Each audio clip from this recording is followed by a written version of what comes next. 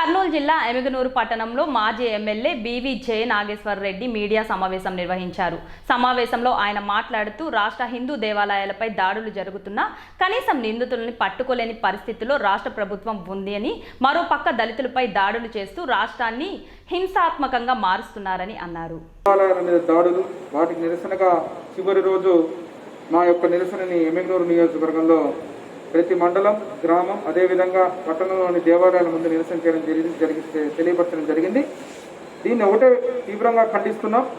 ఈ రాష్ట్ర ప్రభుత్వం దురదృష్టకరమైనటువంటి పరిస్థితి ఏంటంటే, దాడి చేసిన వ్యక్తులు కూడా ఎవరో పట్టుకునే పరిస్థితిలో లేక సిబిఐకి అప్పగించే స్థితిలో ఉన్నారు. ఈయన కనీసం ఒక అంతర్వేదిలో ఇంత పెద్ద ఘటన జరిగితే దాని మీద చర్యలు లేవు. చర్యలు లేక పుష్కరాలు ఈరోజు చూస్తున్నాం. అత్యంత వైభవపేతంగా చేయాల్సినటువంటి కార్యక్రమం ఈరోజు దురదృష్టం. కరోనా ఒక పక్క, అదే రకంగా పుష్కరాలు కూడా రావడం, అంతకంటే వైభవపేతంగా చేసి మీరు ఈ ప్రభుత్వం పుష్కరాల పట్ల, ఇక్కడ ఉన్నటువంటి ఈ ప్రాంత మనోభావాలు, హిందూ ధర్మ మనోభావాల పట్ల చిత్తశుద్ధిని నిరూపించుకోవాలని చెప్పి డిమాండ్ చేస్తుంది. చేయాల్సినటువంటి ఘనంగా చేయాల్సిన పరిస్థితిలో కనీసము ఒక మీటింగ్ కాదు కదా, నిన్న దాకా మన ఏదో తూతూ మంత్రంగా ఈ ప్రభుత్వం 21 ఘాట్లకు అతి తక్కువ నిధులు కేటాయింపు చేయడం జరిగింది. నిన్ననే పేపర్లో కూడా రావడం జరిగింది.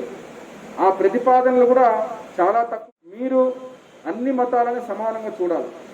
ఈరోజు మీరు పాస్టర్లకు జీతాలు ఇచ్చారు, సంతోషం. ఇమాములు, మౌజములకు జీతాలు ఇవ్వండి, సంతోషం. అదేవిధంగా మీరు ధూపదీప నైవేద్యాలు ఏదైతే డిమాండ్ చేస్తున్నాం, ఇదొక్క ఘటనే కాదు.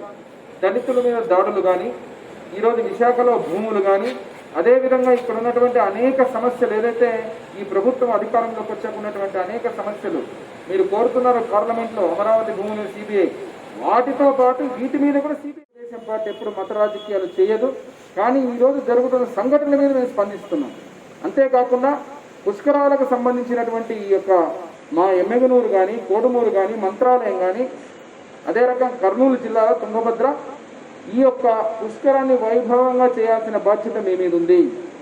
ఏ నిధులు కేటాయించకుండా మంత్రంగా ఒక మీటింగ్ పెట్టేసి కేవలం 1 నెల రోజుల సమయం, ఈ 1 నెల రోజుల లోపల మీరు ఏం చేస్తారు అంటే, కనీసం 6 నెలల ముందు నుంచే కార్యాచరణ చేయాల్సినటువంటి కార్యక్రమానికి కనీసం ముఖ్యమంత్రి స్థాయిలో జరగాల్సిన ఒక మీటింగ్ను కూడా కనీసం పెట్టకుండా ఏదో నామమాత్రం ఊరికే మసిపూసి మారడిక చేసే విధంగా తుంగభద్ర పుష్కరాలు జరిపించాలని చెప్పి మీరు చేస్తున్నారు. మీరు ఇచ్చే పుష్కర ఘాట్లకు ఇచ్చే డబ్బులు కనీసం మీరు కేవలం ఒక ప్రతిపాదనకు పుష్కర ఘాట్లకే దాదాపు 200 నుంచి 225 కోట్లు అయ్యేటువంటి స్థితిలో ఉంటే, కేవలం 50 కోట్ల లోపు అంతే నిధులకు